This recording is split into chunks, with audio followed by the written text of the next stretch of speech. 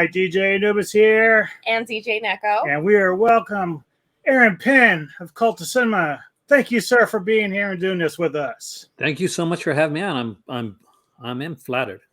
Yeah, I mean, I've been so looking forward to this. I'm like a huge fan of yours. I know it doesn't always seem like it, but I am. I really love your knowledge of movies, and I love your channel. You actually inspired him, like with the tier makers and stuff. I love that you guys still do that. That is awesome. Yeah. We don't break it down by year, but I love how you do that. And then, of course, the idea was like, man, that's awesome. Never really thought about that. And then, of course, the site that allows you to do that's kind of cool as well. Pretty easy to use, and it's fun. Really I mean, fun. I gotta say, it was just by accident. I was doing a Patreon video, and it was on what was it on? I was doing one of the directors, like Mayor Bava or somewhere along that. I said I wanted to add like something to it, like because I had the discussion in the background. I was going to go through Mayor Bava collection and all that, but I wanted to. There was something missing. There was a little spark that was missing. I said, well, why don't I just, rather than just rate them or rank them, why don't I do the tier list? And so I went to Tier Maker and I said, okay, let's do what they're doing in like the wrestling videos, but let's do it at a different type of in a different way. So now when I do them, I don't do them as often now. You guys do more than I do, which is fantastic. We just did one together. Because I'll send out the link to the tier list to my viewers. Through Twitter usually, and I'll be like, okay, I'm going to do a tier list. If you want to do your own for fun or kind of play along, that's kind of how I went with it. So. Yeah, I do like that when you first do it, because you're like you'll let your followers and your viewers do it with you. Like they'll throw in like, yeah, meh, good, whatever, and then you kind of go through and then you have your own list. I kind of wish we would do ours via video, but I haven't really figured out how to do the put the tier, split screen with that. So I'm still learning as I'm going along here. The one thing I wanted to ask you first is something I ask everyone that we do interviews with is, what was it that inspired you to do a YouTube channel? What was the thing that inspired you to do that? Well, actually, I was talking about that with my cousin actually just before this. We talked here. So I've been on YouTube for 10 years, and that's insane, I know. But I was at Best Buy and I saw this box set, the Scream box set with the mask included. So it was Canadian exclusive at the time. And I went online and was look for reviews on it. I couldn't find reviews anywhere. And so I said, well, I'm not finding anything. I can't see what it looks like on the inside. I was kind of curious. So I went to YouTube, and at the time, I never went to YouTube. So I put in Scream box set, and I found all these different ones, and finally I found somebody that had it and unboxed it, and that's the first time I saw unboxing, and I'm like, okay, that's kind of cool. So I can make some videos myself, kind of have fun with it. I made a little account, and because you had to have an account to, like, if you wanted to watch certain videos, because the same as everything restricted, right? And a lot of the horror stuff, it's restricted right at the gate. But so I decided, okay, I'll make a video for fun. So I had my iPhone 4 at the time. And I made it in portrait mode of all things. So I just started making ones every once in a while. And I had very few viewers. Not a lot of people would see it. I figured it's just be for me. My family will see it. And after a while, I had my kids that would come to visit me. And we would make little videos together. And it just became fun. I became a part of a community. And had some bumpy road times along the way. But I did a little bit of everything at first. I got a movie channel now, and I do some other things in between, like comics and stuff like that. But initially, I did beer reviews. I did taste tests on potato chips and stuff like that. And I did video games. And I used to, when the new 52 came out, when they started that in DC, that's around the time my channel was. So I was doing every week I'd get my pull list from the comics. So I had a bit of a comic channel, but it wasn't kind of sticking its landing. But after a while, a couple other channels that were bigger than mine saw my videos just kind of by chance, because I put on a horror one. I like a lot of quirky, as you guys know, weirder stuff. So not a lot of people were reviewing the stuff that I was reviewing or looking at the type of things that I was doing. So when I did a Blue Underground, I think was the 50. It was kind of like a 50 Shades of Grey, but it was Jess Franco. Mhm. So there's people that found me through there, and I got to be on a collaboration video like What Scares You, and from Absolute Sublime's channel. Actually, I think that was when I was around 3 or 4 years in, and then slowly I came on to it kind of just steamrolled. And once I moved here, I decided, okay, I want to do something different Mhm. because I've been on for a few years, and I was catching on, but I was a Vinegar Syndrome guy, so everybody looked to me when it came to Vinegar Syndrome because nobody else was looking at Vinegar Syndrome like that. I think there's me and there's one other guy that looked at it. Like there were, now they're a big company, Mhm. but at the time, nobody. We were the weird ones. Also, Had the like, weird type. they started out small, and then when you started talking about it, they kind of started gaining traction. It was nice to see. Like now, a lot of people do it, so I get lost in the mix of it all. But it's full. It's fun. Now I know that because recently we purchased this from your website. I, Oh, I nice. love it. I don't even drink coffee or anything, but I love this cup. I'm a big coffee and tea drinker, of course. Well, that's what I wanted to get into because occasionally when I'm watching your videos at the beginning, you're like, "I'll be right back, and I go get some tea, and we'll be right back, and we'll kick it all off." So I'm wondering, what do you like to drink? And usually it's tea. So what kind of tea do you like to drink when you're doing it? Usually regular tea, an orange pico. Now that being said, I do drink coffee too. You just don't see it on my channel as much. When it's coffee, it's usually some type of mint, like a peppermint or a mocha. I love my Starbucks. And lately, a lot of French vanilla and Irish cream because the mint ones are in season, which Yeah. sucks. But so yeah, a bunch of like the flavored coffees. When it comes to tea, aside from that, I used to have when I was in college, English breakfast when I woke up, Earl Grey later on at night. I like those tea balls, like so you can get the loose tea.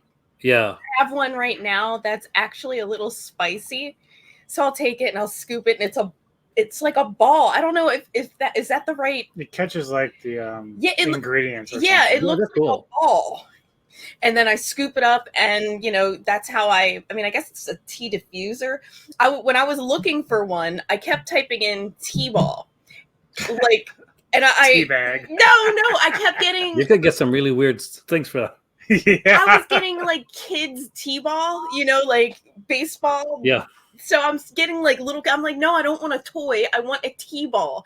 So I eventually found it, but it was hysterical. I'm like, what is this thing? And I still don't know what the proper term is. it's diffuser. You're right. I'm like, it's a t-ball, and it'll always be a t-ball for me. But yeah, we used to have a place here called David's Tea. Like it was a franchise place, I just ordered some David's tea. and they're online now. But they used to have like stores here, but they're fantastic. I used to buy a lot of their Christmas teas with the mint stuff in them. Now I mentioned, you inspired us to do the tier ranking stuff, but I've always been kind of curious because I know you are a horror guy like I am. What is your favorite like horror decade?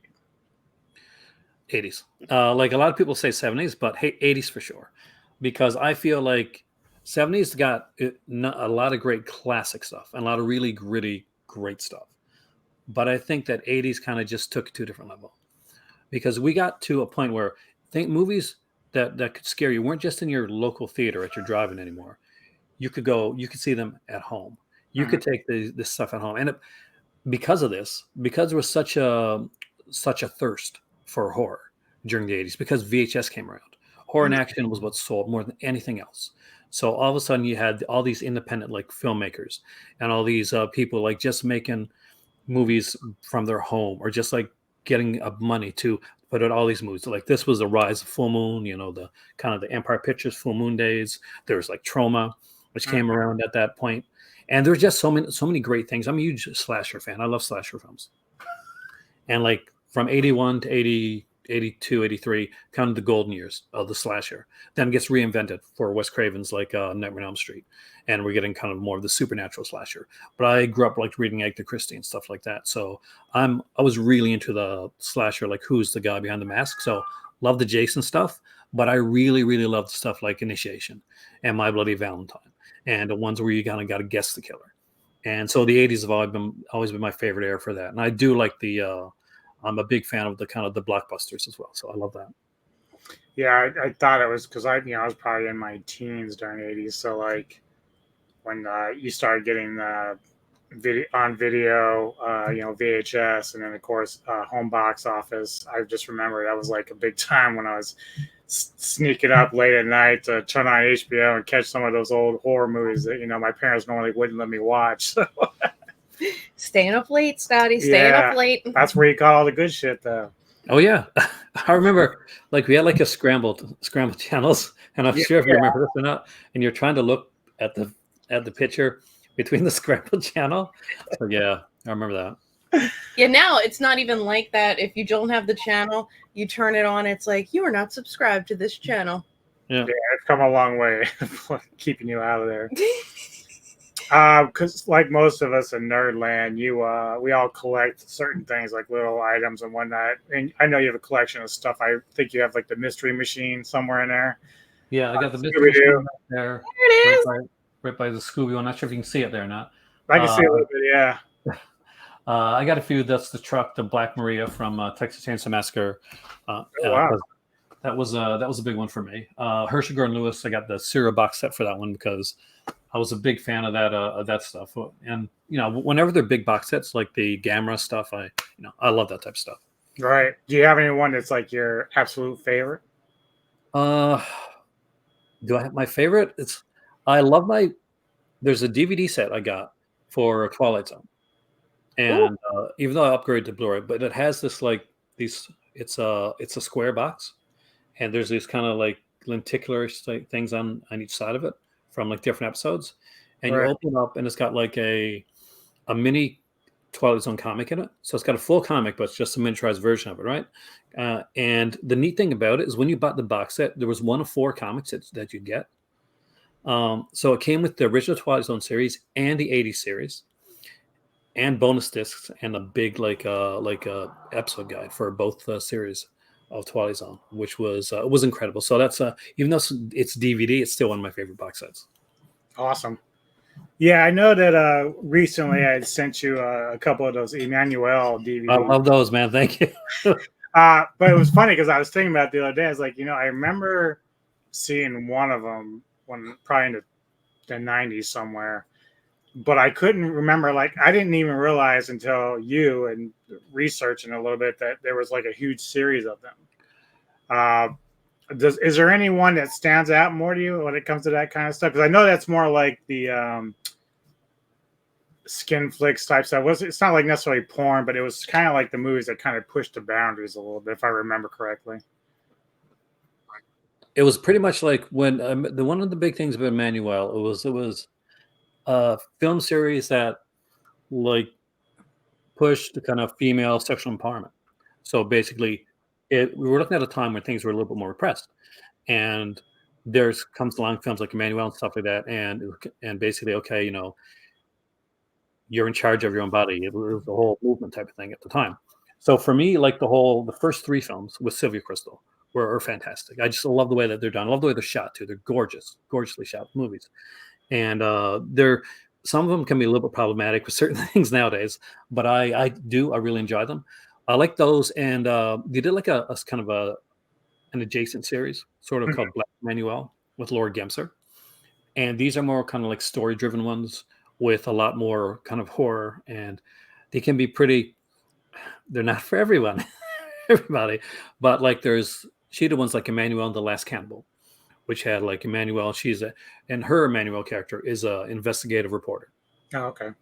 So with her, she's going into these like kind of adventure settings, like going into see this cannibal tribe, and it gets pretty intense for some stuff, but it's great, great, well done films.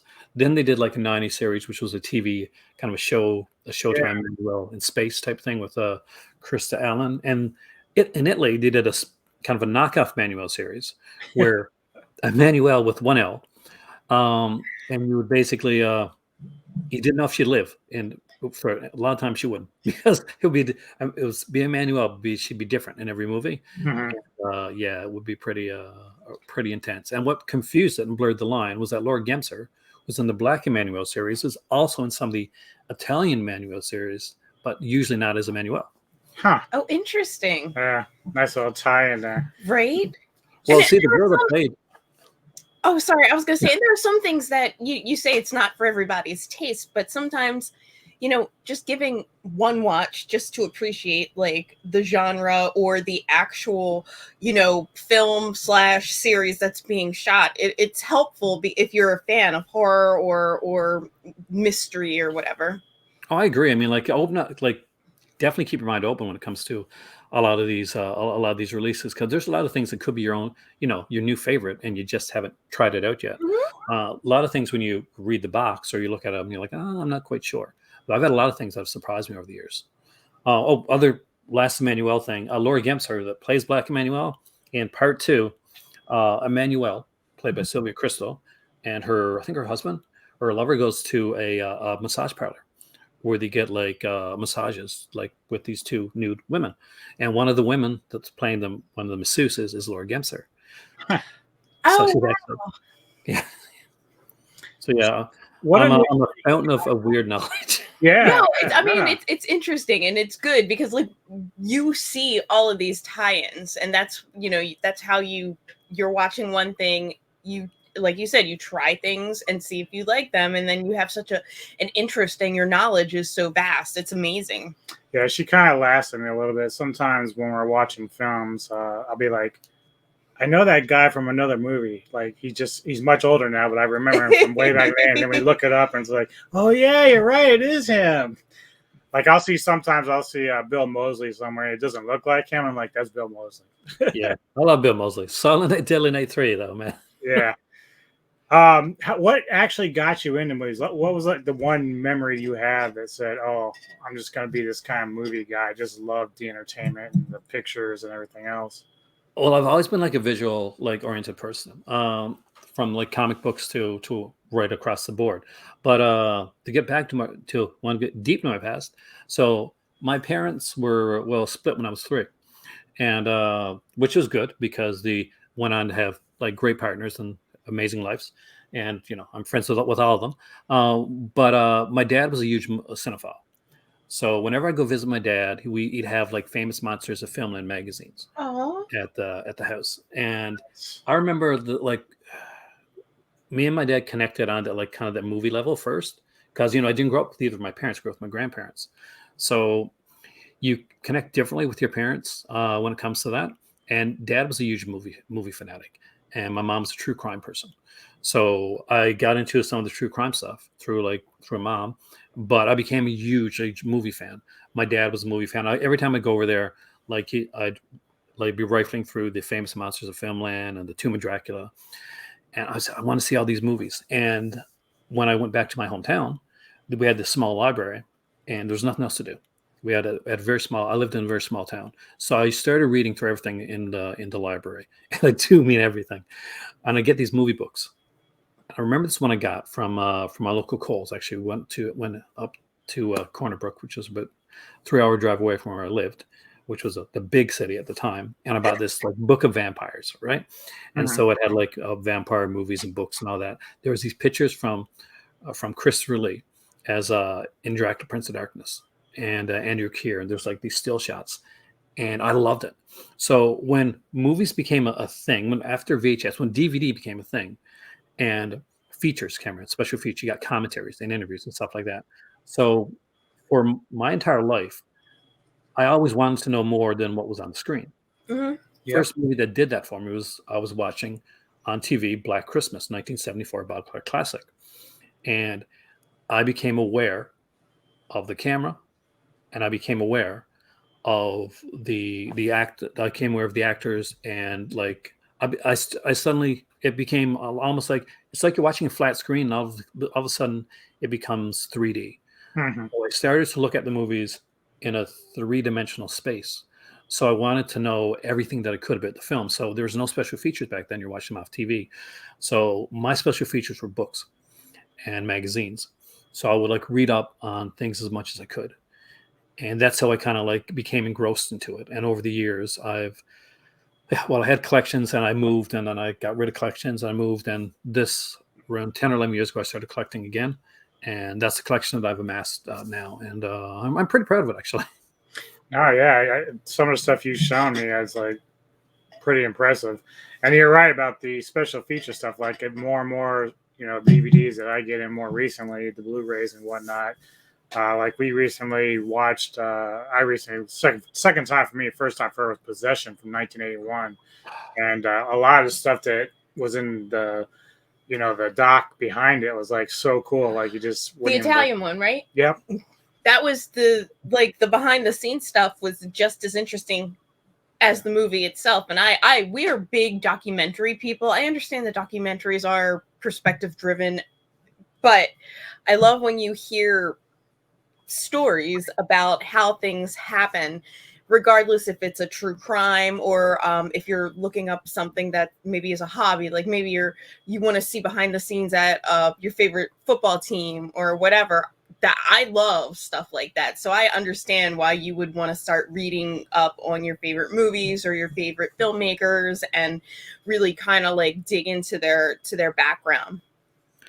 I gotta say, I'm a huge documentary fan. I watch like 2 documentaries a night before I go to sleep. Yeah. Tubi, thank you. Yes, Tubi has been amazing for documentaries. Oh yeah, because for stuff that I haven't been able to find, I'm a big physical media guy. But I will tell you right now, when it comes to like finding like really like stuff that's really hard to find, holy crap, Tubi has so much good stuff. And, It does. and It really random does. shows and stuff too. I mean, I've even noticed that on Hulu because we subscribe to Hulu with TV up through March Madness for the basketball. So we'll start in like August for football and go through March, and then we'll turn off like the live TV part for a few months. But the stuff that this is going to sound one of my favorite shows in the entire world is the Mary Tyler Moore Show. I watched it grow. I love Mary Tyler Moore so much. I don't know why. I really latched onto her when I was a teenager watching the show. And so finding that again and the nice thing though is I would catch it in reruns clearly because I grew up in the 90s and it was never in order. It was just like you get get random episode. Now I'm watching it season 1, season 2. I think I'm in season 3 now, and I'm like, it makes because I'll be like, I remember this episode, but it was just like randomly placed in my lap one night, and I was like, it was a funny, brilliant episode. But for me, I love like seeing the growth of the characters, and because they always were really just a close group of friends. I love the Mary Tyler Moore Show. Chuckles, the clown episode, really good. I also love Lou Grant, which is a drama series. I do too. My better half's mom calling her. Uh-oh, telegram. Yeah, I love that. I love Lou Grant. I love Too Close for Comfort. If you haven't checked that out, it's the series that Ted Knight did after it ended, and he plays this cartoonist. And it's really, really funny. All right, I'm putting that down in my notes right now. Too Close for One Comfort. thing that I do like about your show, not just the stuff that you present to everyone and the discussions you have, but you've been able to turn me on to a lot of like websites for DVDs and Blu-rays that I had not even initially known about. So like, I wonder, you mentioned Vinegar Syndrome, and like, I know Tony the Dad, he kind of works with certain companies when it comes to like, he'll do reviews for whatever DVD they send him. Does that work like that with you with Vinegar Syndrome and all them? No. I mean, like the only companies that I work with right now are Mill Creek Entertainment, and they put out a wide variety of things. So that's always great. I'm an Ultraman fan. That helps out. And Umbrella Entertainment from Australia, actually. Those are the 2 ones that I pretty much on a regular basis that I can get like review copies from. And although I get hit with customs a lot, so my review copies cost. But no, it's just where I love like kind of like unusual type films that like companies like Vinegar Syndrome, like in Severin, Indicator in the UK, and of course Second Sight, which I really got to get more of their stuff. They got so much great stuff. I think the last Second Sight one I got was a couple years back was when they did The When a Stranger Calls, which was an amazing box set. Oh yeah, but yeah. Was the one that I got possession from, and that was a great price. Like we were looking on Amazon, I think it was like $180 or something. I'm like, no way. Yeah. Did you get the Beyond Genres one? I'm not sure what. I'm pretty sure it was only like $25, I think, or somewhere in that range. Paid for shipping, of course, but I just remember like when I saw the price, like this is much more manageable than what they were trying to get me on Amazon for. Yeah, he put it in like the save for later. You know how you do that, and you're like, oh, save for later, just in case. Yeah. But yeah, he's been using a lot of the sites that you recommend, and we've gotten quite a few DVDs over the last couple of months, and it's been pretty great. As long as you don't curse me for some of the DVDs, it's okay. So you spoke about your better half. How does she deal with you doing this YouTube channel, and does she ever participate or? She has. I mean, like not a lot. She doesn't like. She lets me do my thing. But she's been on a couple like videos. She was on like a couple of my Patreon videos. We did like a watching of Dracula versus Frankenstein, Al Adamson's film. So we did kind of like a live commentary thing on that, and we're going to do another one. I got my cousin who's here. He does a lot of videos here, stuff with me. He's usually kind of like my Ed McMahon in the background. Oh, Yeah, cool. Sits off to the side. Yeah, so it's always it's a family thing. When my kids are around, they'll pop into some videos as well. So, and when I visit my dad again, I get my dad on camera. So I bug them till they get on camera. But like my better half, she kind of lets me do my thing. She doesn't like a lot of all the same movies that I like. Like she'll get me to watch, especially if it's a spooky film or something like that. Like she's no good when it comes to like really, really stressful things. Right. So she'll say, watch this first and let me know if it's something that I can watch or not. So I usually see the movie before she does. Yeah. Can you explain this for me here? I'm a goofball. I love it. Like I have so many like different pictures with like different hats and masks, and I did one video. I think I did it a long time ago with a lucha libre mask. Oh. So yeah, I got a few lucha libre masks from a convention in Montreal, and I got the Orphan Killer mask too, which I show on here sometimes. But yeah, I'm a big goofball. So like when I was doing a video for Master Chaos's channel, we're talking about the Scream franchise, and I said, well, most people when they watch Scream, they say, oh yeah, I'm Randy. Like I relate to Randy. I relate to Stu. So I'm not Randy. I'm Stu. I'm the other movie geek that's just a little bit weirder. I'll be right back. I do the same thing. Which is the reason I say that on a lot of my videos, by the way. Yeah, it's a good character for sure. You've also, I guess, because I was kind of perusing your photos and stuff, obviously, and you've been to a lot of Comic-Con conventions and stuff like that. You've met some very cool people like Tom Savini. One of the nicest guys I ever met, actually. I was nervous to meet him because people kept saying that Tom Savini was going to be a jerk and all these horrible experiences. We talked for like a long time, actually. And it was around like 3 or 4 years before that the documentary came out. Mm-hmm. So, but he was premiering the documentary at the Montreal Horror Con. And we got to see it there. It's a different cut of the documentary, actually. I consider the first cut the better cut. But he was really nice and really, really sweet, kind of really introspective. So he would talk, and he was I expected like this, I guess, more obnoxious kind of guy from what I'd heard. But he was, we just sat down, we talked about like a lot of different things, but movies that he wanted to make, some things that he didn't quite get to do.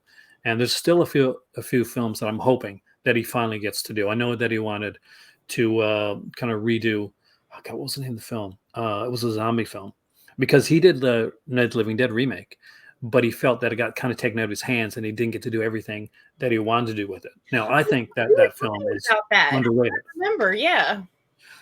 So, but yeah, he's great. And we talked about like Creepshow, because I thought like, the fluffy character was one of the greatest things he ever did. So yeah, he was a real nice guy. Yeah, I think probably about a year ago, I saw for the first time. I don't know why it took this long, but because he's done acting, obviously. But I saw him in Night Riders, Oh yeah, George I, Romero. I was like blown away. I was like, wow, man, he's got a nice little role here. Like, it wasn't just some off cuff thing. But yeah, I saw that doc you're talking about. He's a really cool guy, and I can understand any celebrity, if you catch them at the wrong moment, may not be the best. Because I mean they deal with this stuff every day. I'm sure. Oh, and I think it's how you like people approach too. Sometimes some people can be Pushy, yeah. pretty entitled, like when they approach some people. So and they're like, why did that person? What that person wasn't very nice. Well, how exactly did you go in with the conversation? Or sometimes it comes down to this: if you're going to meet a celebrity, somebody that has been in the circuit for a long time. This is for anybody that's out there. Look at the stuff that they've done, and know that more than likely, the first question that's going to come out of your head is the question that you get asked over and over again. So think of something different. Something that'll catch their attention, something that they want to talk and expand on. And it's the same with like when I'm on here and I'm talking to like you guys, or I'm talking to somebody on my channel, is that I want to find a way to connect. And if I went up in Tom Savini and said, "Hey, I love Friday the 13th.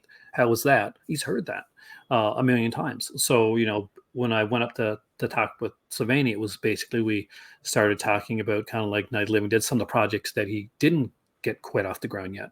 I know that he was working on a script. He worked on a script for and wrote for the Most Dangerous Game. So I'm hoping to see that come into fruition one of these days. So that's what we kind of connected on there. Did you see the Val Kilmer documentary? The new one? Not yet. I think like a year ago. I think it's just called Val. And what you're saying is exactly what happens to him when he goes to these signings, because he was really sick. He had cancer, and he can't speak very well anymore, but yeah, he's got the voice. He's got the tracheotomy. Yeah. But everybody comes up to him with pictures and asks, "Can you please sign it? You can be my wingman or whatever." Instead of because Val he's a very serious actor, and he always wants to talk about more things than like Top Gun. But he always gets that whole like Top Gun thing, even though Top Gun is awesome. But I've seen a lot of Val Kilmer movies, and he is a very like The Saint, the Ghost and the Darkness. Is that what it is? The Tiger movie. Who's made the Lion movies. What was the one that it was it Dr. Zhivago or Dr. Moreau. Dr. Zhivago. So you want to go? So when I think of that, you've got this guy who has done like very serious different roles, and everybody just refers to him, like from Top Gun. So I get where you're coming from, and I'm sure that Tom Savini, he probably gets the same, like you're saying, 2 questions every single time. And then sometimes it depends on the place and time. Like I've run into a couple of musical artists I really appreciated over the years, and I could sit there and try to chat them up about the same stuff that they probably heard 1,000 times. But a lot of times I'll just go and say, "Hey man, I just want to say thank you," shake their hand, and tell them I like their work, and then let them go on about their business. Sometimes it's just a matter of just being respectful of where we're. Because he was like, one guy was eating at lunch at a concert, and I was like, I didn't want to really interrupt his dinner too much, but unless it's Enslaved, who that was your podcast fault. She got them to sing "Happy Birthday" to me, which is kind of funny. But they were out and about after the concert, just maneuvering through that. All they wanted to do was drink and meet their fans, and then I was like, "Hey, it's his birthday," and they all sang "Happy Birthday" to him. So that's cool. Yeah. But you did get to meet another guy that unfortunately is no longer with us, and I really want to know what you thought of Sid Haig. Sid Haig is literally what you expect from Sid Haig. He is a character. It was him, and right next to him, by the way, was Doug Bradley. And yeah. I saw that picture too. Yeah. I went up to Doug Bradley initially because Sid Haig. And I was really nervous because they said, well, Doug Bradley's, again, you read things on the internet, right? He's a germaphobe. He's not going to shake your hand. He's not going to touch you. He's going to be really standoffish. He's British, all this type of stuff. Right. And oh my God, is he the exact opposite of what you said? And I jokingly said, so how do you feel about not taking that that last Pinhead role? He said, did you see that? Did you see the movie? I'm like, yeah, that was a good choice, man. So, he was really cool. And every time he remembered my name, like through the entire 3-day convention too, which was kind of cool. Sid was Sid. He was a character, man. He was super funny. Loved the ladies. Oh my God, yes. This girl came up because she was going to get a Sid Haig tattoo put on her by gorgeous girl. And Right. Sid Haig was all about it. He said, can you write your, can you put your name on my breast, basically, because I'm going to get it tattooed there. And yeah, so quick. And a nice guy. I got to say, I was super, super stoked to meet Sid Haig. And I said, I'd like your stuff. And I mentioned Spider Baby and some of the early stuff. But yeah, he was really cool. He was a really nice guy. Yeah, I went back to watch Galaxy of Terror again. I also had Robert Downey as well. I was just like, man, that's crazy, because that was a pretty bad movie. But those two guys made up for it big time, Bad but good. Yeah, that's how they classify them now. All right, well, what I usually do with everybody we interview is we play a little game. So I got one for you. It's called the Temple of Knowledge. Test your might. And I can't use Mortal Kombat because it's copyright, but you got my voice. So what's going to happen is Neko and I are going to alternate, because what we're doing here is... show them the box. Neko found this a few years ago. Trivia. Oh, that's so cool. Yeah, it's beautiful, man. We love trivia, Trivial Pursuit, but like the fun thing about this is I got on the waiting list for it. And also, what's the Godzilla one? Monopoly. The Godzilla Monopoly. So I got on the waiting list because they were all like limited. So on the Trivial Pursuit board, like they all have like there is a cube, like a hatchet and a brain, like all the little pawns are different. Same thing with like the Godzilla Monopoly, like there's different things on instead of like boardwalk or whatever. It's all horror. That's the beauty of it. Like just all, and it's pretty updated too. So I'm totally gonna suck at this. I'm not. We're gonna start kind of easy, and then we're just gonna make our way through it. I do have to tell you, you didn't put the No, answer. I didn't. Okay, But so I don't the want first time that we played this game, right? This isn't gonna work the same way. Oh, I know. I'm just telling him the story about so it finally comes in. He's super excited. So we're playing the game, and we're kind of both neck and neck, but to win the game, you have to get in the center and answer the question correctly. And the question was, in The Witch, what was the name of the goat? And the thing is, I just like threw it. I was about to flip over the board because this one here is obsessed with Black Phillip so much. But there's a Black Phillip poster right next to him. And I'm like, this is not fair. They're asking all these obscure, weird questions about some the entire time 1952 British limited release. But your final question is about The Witch. Hey, man. Just hard to find up. Perfect time. We have 6 categories: paranormal, monster, gore disturbing, psychological, comedy, and slasher, which I know you love a lot. So we'll alternate, and it's really just a matter of how far can you get. So I'll start, even though my little light went out, and this one is in the slasher category. Are you ready, Mr. Pynn? Never, but go ahead anyway. All right. Where was the spirit in the boogeyman contained? The Mirror. 1980. Almost Boogeyman, right? The Mirror. Yep. I love that movie. It's crazy. Boogeyman 2, please come on Blu-ray. He's already starting strong. Yours will be the gore. So gore. How were most of the crew and passengers of the SS Antonio Gonza killed in Ghost Ship 2002? Oh God, what's it called? They set up the wire thing that like kind of sliced everybody in half. Oh. They had The cable. great opening for a film. I know. We were talking about that the other night, and I was agreeing. Like that movie, for the most part, doesn't do much for him, but that opening scene it sells it. Fantastic, yeah. All right, we're moving to comedy. Oh. So let's see. I might have to have you read this because I really can't see it. It's The one with the mouth. Yeah. Okay. In the animated Godzilla Power Hour 1978 series, what is the name of Godzilla's less destructive relative? Godzuki. Yep. I'm a huge Godzilla fan, especially of animation. So I used to love that one back in the day. the only question I would know the answer to on Godzilla animation is that one right there. Which one? Is the Godzuki one. When you said the Godzilla anime one, in my head, I'm like, please let this be about Godzuki. Could it be Godzuki? Well, yeah, please? because I never got to see the one that was based off the '98 version. Some people say it's better than the movie, but I don't know. I've never saw it, so Easily. All right, so this one is psychological. And in The Tourist Trap, 1979, after killing, what's his name, Slauson? Who does Molly ride off with in the car? Oh God, who? So Swasson's played by Chuck Connors. right. Uh, So she's riding off in the car at the end.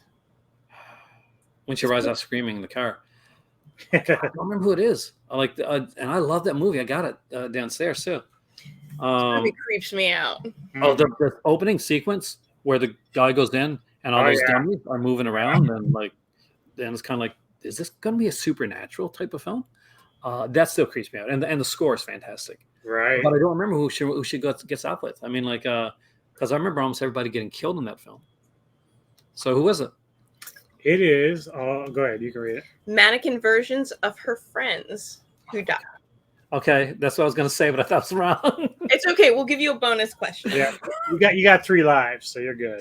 3 lives, so down 1 life. It's kind of like, do you want to be a millionaire? I can't believe I missed that on the Tourist Trap. Oh yeah, do you need a lifeline? If you want to text a friend, All right, Slasher is next. Is that the bottom one? Yeah. Why did Mark put a mirror on the camera as he filmed his victims in Peeping Tom 1960? Why did he? Well, he's for same reason. He's a voyeur. He actually liked to get the look at the look of terror and on their face the death stare basically. And I love that movie too. By the way, it's fantastic. I've never seen this movie, but like seeing this, it reminds me of that Hannibal movie, the one where like he put mirrors. Red Dragon or Manhunter, whichever one. Manhunter, I think, but they're both the same movie. Well, there was another movie it's called What the Peeper Saw that stuck with me over the years. It's a very bizarre movie. Yeah. Bizarre world. All right, so next we're going to Gore. Oh, gore. So that is this one right here. Oh yeah. See, that's where I expected to mess up, is the gore. You might get this one. What film series began in 1978 and claimed to include footage of actual deaths in it? Which is actually 1978. Are we talking about the Faces of Death series? Very You good. got it. See? That was like a big deal too. Like, It was. when I was in high school and somebody had like a clandestine copy of Faces of Death. It was hard to find back then. There was no like, the internet was a baby back then. So if someone had a copy of Faces of Death, they're like, this is somebody who really died. We had like a party like in college actually, and there was Faces of Death was playing. It was a Halloween party. It was playing in the background. They played Faces of Death and Suspiria. Like with the sound turned down, just like music blasting. Oh, cool! It was kind of neat actually. Yeah, Suspiria. That's like a perfect horror themed like night. Suspiria, Faces of Death, Halloween. But I was totally drunk, so I don't remember much. Gore again. We're doing gore again, and this is what 1963 film directed by Herschel Gordon Lewis is generally recognized as the first splatter film for its gory for the time content. Gory for the time. Interesting. 1960. I'm gonna go with the one that got the most knockoffs, as in like sequels, semi sequels, is in Blood Feast. Oh my goodness. 'Cause, Jackie Kong did Blood Diner, and like the upcoming release, that's what's the new one? Mardi Gras Massacre is also kind of a sequel to Blood Feast as well. So, And they've kept it going and kept it going. yeah. It's a horrible movie, but it's fun as hell. Slasher. Slasher is the buzzball, right? Yeah. Which holiday-themed horror film cast Happy Days guest star Roz Kelly as the lead Mother's Day, New Year's Evil, or Halloween? So you have a choice between the three. I love this movie, by the way.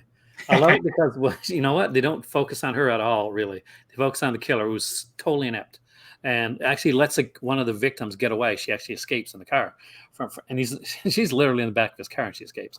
But it's New Year's Eve. Very good. Saw that for the first time a couple of years ago. Is that fun or what, man? Yeah, it was. I love doing it. And again, Tubi, thank you. Tubi is always like, you just pop something on, I swear. All right. We are going into psychological now. Psychological is my favorite. So, am I in the right one? Is that the brain? Okay. Yeah, I think so. What actress plays adult star Holly Body in the Brian De Palma film Body Double in 1984? Well, since that's my favorite Brian De Palma film, it's Melanie Griffith. Man, he's still alive. Yeah, I knew a couple of these would really pique his interest. Yeah, I love that film. If you haven't seen the film, gotta see it. I haven't seen it in many years. I did see it a long I've never time ago. seen it, but I love Melanie Griffith. So, That's the movie that shows Frankie Goes Hollywood Relax, song is prominent in it. All right, do you have it? Body Double? Or I don't have it, no. Maybe Tubi has it. It's really good. Definitely check it out. Factory has it. All right, the next question is paranormal. And that's this one with the scratch, right? Top. Okay, sorry. The Lair of the White Worm, 1988, was based on the novel of the same name by which famed vampire author? Bram Stoker. Good movie, and it's got Peter Capaldi, who plays Doctor Who in it. Hugh Well, Grant? yeah, he's in it too. Yeah. But Peter Capaldi. That's great. All right. So we're at the gore. This might hang you up a little bit. We'll see. We'll just see how far you can go here. All right. No, that's not it. It should be orange. Orange, okay. What was Rob doing when he committed suicide in Necromantic, 1987? Oh my god. I've got Necromantic 2, and I haven't seen the first one for ages. Because I'll be honest with you, those were interesting. Yeah, to say the least. Neko couldn't handle it after we saw the bunny getting skinned alive. I think I stopped. Yeah, you did. The movies are crazy. They are very crazy. I know this sounds crazy, but and I understand most movies, especially nowadays, everything is fake, and it's been fake from the 80s beyond. But I think I've seen some movies where I literally the turtle. I'm like, did they really just kill that turtle? And I'm pretty sure yeah, I think they killed that turtle. I was I have to stop watching it. Yeah, I don't like animal cruelty movies, and I've got Richter of the Coals in the horror community for it. But I would prefer, it says, don't censor the movie. Well, is it really needed? If it's not needed, then I don't need to. Then that's not something that I need to see in the film. When it comes to animal cruelty. But yeah, how did he die? Commit suicide? I don't know. Was he having sex? Was that close enough? We'll give it to you. He's having sex with himself. Give himself a handy. Yeah, okay, I thought so. I don't know how to phrase it, but yeah. Yeah, no, that's good. I can't believe I remember that. Yeah, that would have been a kind of tough one there. I thought that might trip you up a little bit. He has 2 lives left. Yeah, he's still good. Doing good. Yeah. So this is a psychological one. And here we are. Who played the deranged plastic surgeon in the film The Raven, 1935? Bela Lugosi or Boris Karloff?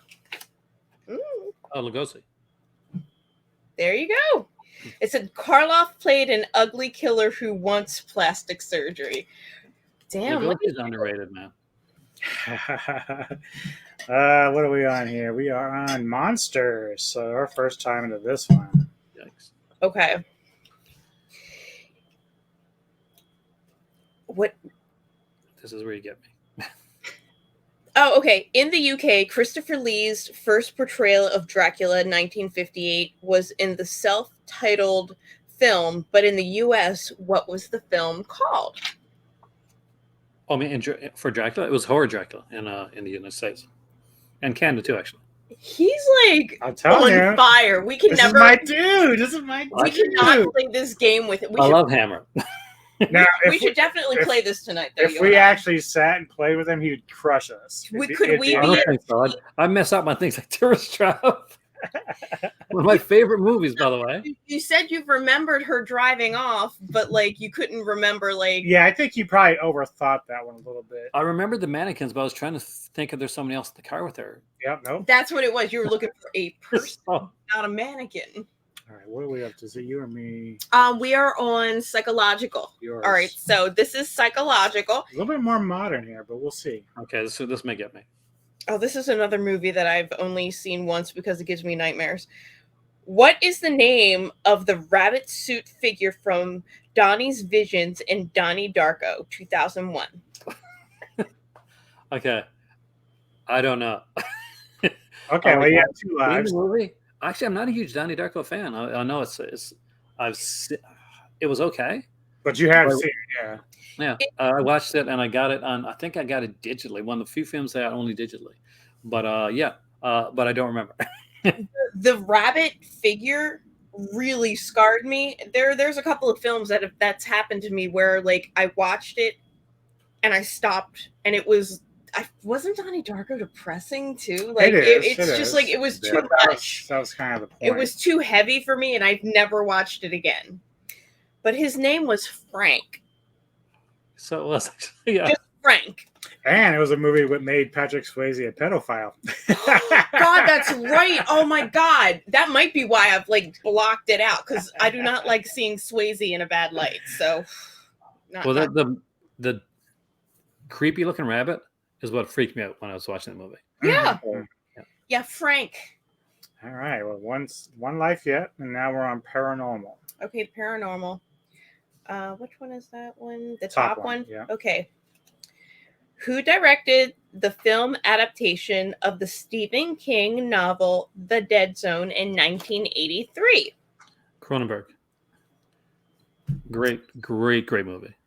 Yep. Who also directed Scanners and the remake of The Fly, which I hadn't seen in so long, and we did that Versus, yeah. that Versus, and I was upset about The Fly, like not in a disgusting way, but I felt so sorry for Jeff Goldblum, like it upset me. Holy crap, we're getting down to the nitty gritty here. Yeah. Okay, so this is me, right? Comedy. Mm-hmm. Oh, I've had this question before. I remember it. I love this movie, actually. Trolls can smell the blood of which religious believers in Troll Hunter, Norway, 2010? I do not remember. Catholic?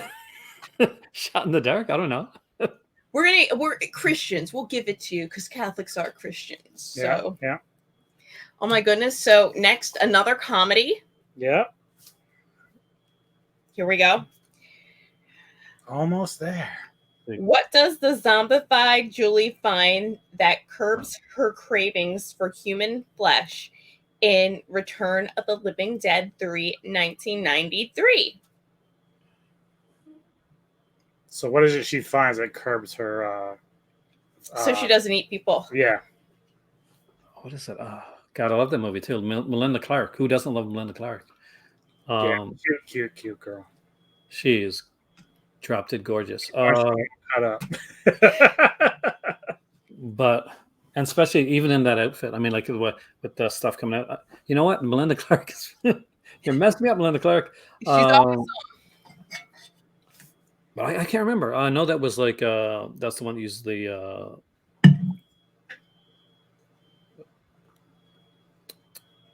Was it the fact that she puts the pain that she puts into, she uses the pain on herself? Yep. Oh my gosh, he is still alive, and we're on our last question. Holy crap. All right, this is a parent. This is for all the enchilada. All the enchilada. All the enchilada. The whole enchilada. The big enchilada. So this is a paranormal question, and paranormal and monster. There's a couple of them that are my favorite. I think he has seen this, so we'll see. Okay. What plant is found in the corpse's body in the autopsy for Jane Doe 2016? I don't remember, and I saw that one recently too. But I'll be honest, you got me on that one. And that's a really great movie, by the way.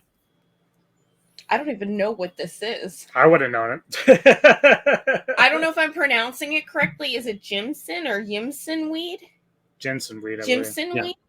I don't know if the J was like a Y. I don't even know what that is, honestly. Like that. No, I totally would not have got that one. So, what does he win? Well, he doesn't win anything except for the title. No prize. So he has the title right now. He has the title. Even though he didn't get that bonus question, he has the title. He is the master of knowledge. The master of horror? Yeah, pretty much. There you go. Yeah. We need to get a belt and mail it to him like a championship. A virtual belt. And he can be like master of horror, and he can hold it over his head and be like, look at me, master of horror. I love that. All right. Well, so as we start to wind this down, because, you are a YouTube personality. You are a YouTube personality who has been doing this. You're tenured. You're a tenured YouTube personality. My beard is gone. What advice would you give to other up-and-coming YouTubers? Honestly, when you're starting out, a lot of people go on it and they say, okay, I want to be really popular. I want to be like super famous. What can I do to make my channel popular? Be yourself. Talk about things that you're actually really interested in. Don't go with like a metric where it's something that you don't like. And I talk about movies or comics. That's things that I feel passionate about. And when you're talking on here, especially to trying to project things to other people, that shows. So you can tell when somebody actually loves something, when somebody's just kind of like going through the motions on it. There's a huge difference. Mm-hmm. And that's the thing. Do it because you like it. Because if you catch on and things go well for you, that's fantastic. But if you're not enjoying it, then the person that's watching you is more than likely not going to be enjoying it either. And that's that's the sad but true part of it. Now, for me, some of these times when I come on here, I got to push myself because I'll be like, can I really do this tonight? This type of thing, because it can be overwhelming. And I wanted to act when I was young, and all through my high school years, I did acting, and I did acting classes, I did improv classes, I did dance classes, I did like voice work. So when I got up to when I'm going to the stage, just before I got into the stage, I would get like this knot in my stomach, and I feel like I was going to throw up. And the second I got on the stage, it just clicked. And everything felt like, okay, this is perfectly where I'm meant to be. And take some time on the camera and, just get to that place where you realize, okay, it's clicking now. This is perfectly where I'm meant to be. But overall, enjoy it. Have fun with it. And it's okay to mess up. I mess up every time. All the time on videos. I'm doing this for 10 years. I will mess up. I will get words wrong. I'll get names wrong. I'll get like a fact wrong. I'll have like a viewer correct me. And it's okay. You don't have to know everything. Right. Just enjoy it. Just have fun. Yeah, I do that a lot on our podcast. I'll just screw up words left and right. Yeah. And we listen to a lot of music that is European, especially like Scandinavian, and we're like, okay, this band's name is Valorshavlak, and we don't even we are nowhere near the correct pronunciation, but we want to give the love on the podcast because we have so many labels that send us things, and we want to play as much as we can from these independent artists. That is our goal, is these independent labels They're not like, Sony. They don't have any kind of budget. So they look at smaller people like us who, we have an audience. And I mean, wouldn't you say like 80% of what we play is independent artists? I mean, we throw in an Iron Maiden or like Judas Priest in there, like a fun, everybody loves kind of thing. But that's our goal, honestly, in life. And, and that's why, like, when it comes to the YouTube stuff, I would much rather spend it doing stuff like this with you and other, YouTubers, because I think as I've, over the last course of year or two, when I've gotten to know some of you guys and do shows with you and watch your content that I really like what you're doing. But I thought it'd be nice for people to check something out like this and kind of get to know the guy and gals behind these shows. That's right. This is the documentary of Cult of Cinema. Yeah, right. Oh God, to find out some of the stuff behind the camera, like the music I listen to before I go on and stuff like that. Because I'll always listen to music before I go on, and I'm not as hardcore as you when it comes to the metal and stuff, but I do appreciate it. Though I had a friend that was really into the death metal, and I would not have known it. Like, he was the most timid looking person I'd ever met in my life, and where he said, you want to ride home, because my better half was still at work and she was going to be late. So we get in the car and we're driving back, and I said, do you mind if I put on some music? He puts on this Swedish death metal group, and I'm like, I never would have guessed. But it's awesome because you can never tell, right, what somebody's like, what their taste is going to be. And I love the fact that you're doing so much indie stuff and getting so much the indie stuff out there, because they don't get, like, whether it's music or movies or across the board. This is the way nowadays to promote your stuff. It's a great time for people that want to do like independent work. It can be a little bit sucky if you're an independent like filmmaker and you're trying to like carve a space out when things are all streaming and everything's Netflix and everybody's can do like the fancier type of stuff. I found a little movie called I Am Lisa. It was a werewolf film. Oh yeah, I haven't seen it. Was actually really nice. It was really well done. It was acted well, and there's one girl in it specifically that was kind of played the bitchy character, and she kind of stood out to me. I'm like, yeah, there's something about this actress that I kind of dig. And she did, for her part in the movie, definitely helped make the movie for me. It was a movie that was kind of lower budget, did like less when it comes to special effects and that. But I just enjoyed it, the ride that the film gave me. And I did a review on it because I just felt it was a really, really fun, unique film. And they reached out to me afterwards. Oh, that's so awesome. It was really sweet. I mean, because that doesn't happen all the time. And they happened to see the video and they liked it. And I think they're going to do a sequel evenally. Oh, cool. So that'll be interesting to see. I love werewolf films, so I'm usually yeah. I'm a werewolf guy. That's why I love everything werewolf. We did the whole what was it we were doing? We were ranking Bad Moon or Bad Moon and Silver Bullet, but I was like naming my top 5, and I said The Howling. I remember you were in the chat and you're like, good choice. Yes, thank you. So what do you have in store on your channel coming up? Anything good? Well, on my Patreon on tomorrow night, we're doing the Valentine's Day sale for Vinegar Syndrome. It's not going to be like their usual Valentine's Day sale, though, because we know there's a reason that's on Patreon because the type of films that it's going to be doing. But there's also going to be a 4K UHD horror film. That's from their earlier titles. That said is gonna. It's looks like it's a slasher film. It's one for the Gorehounds. My prediction is, and I could be wrong, so this may play bad, is that it could be Madman. So we could be getting a 4K Madman. If we are, that will be awesome. So this is the Vinegar Syndrome. I just want to, because I've talked to a couple of other people and they talk about their Vinegar Syndrome. Does everybody get the same box? When it comes to the monthly, yeah. Mm-hmm. For the monthly stuff, there's a subscription and you get and then I wish it was a surprise. That'd be kind of cool, actually.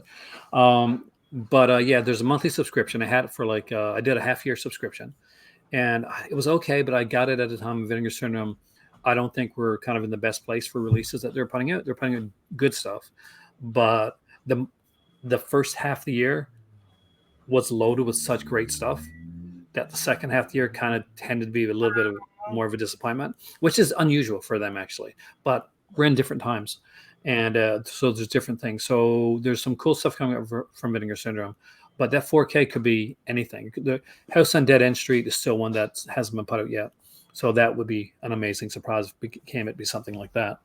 But yeah, if you collected the Vinegar Syndrome stuff, they got some really cool, unique stuff. Obviously, they started out as more of a restoration company, and they did a lot of like more of the adult titles and you know their exploitation titles, and kind of moved into horror, and from there on they've gone into like action and a lot of other stuff as well. So it's been interesting there. Severin too. Severin got a good website, Severin, because you're so Well, thank you, sir, for being on the show, and we appreciate you taking the time to do this with us. Thank you. It is my honor. Actually, you guys do amazingly great stuff, and I've gotten to see some of your stuff, and not enough, unfortunately, because Christmas has been crazy. But I've got a backload of stuff that I want to check out. Oh, I know how that goes. Trust me. We're trying. Like I mean, because you guys got a lot of content between all of you. It's like trying to go back. I try so hard to keep up. I'm like, the hardest part about the YouTube is there's so many good people to follow that I can't sit for like 6 hours at night and watch everybody. So I have to like set it. I'm like, okay, I'm going to do like. Then I feel bad. Yeah. And then if I don't do something, because like, I get it. Life is insane. So, and for us, like our podcast, the one thing that's kind of cool about the podcast is you can just pop in your earbuds, and if you like the song, listen to it. If not, fast forward. And you can just kind of like, and I do this with our podcast all the time, or other podcasts that I listen to, because I'm always like zipping around doing whatever. But with YouTube, I really sit and I become invested. Like I was watching something. He did a show with Flick Snacks, and it was about Equilibrium and Eon Flux, and they were just talking about like these, futuristic movies, and I'm like, I haven't watched this yet, and my own husband is on it, and this was like 2 weeks ago. So like I try so hard, but. Well, thank you, sir. Just hold on 1 second. I'm going to end the broadcast, and then we'll say our goodbyes to you and whatnot. So, again, much thanks to you, sir.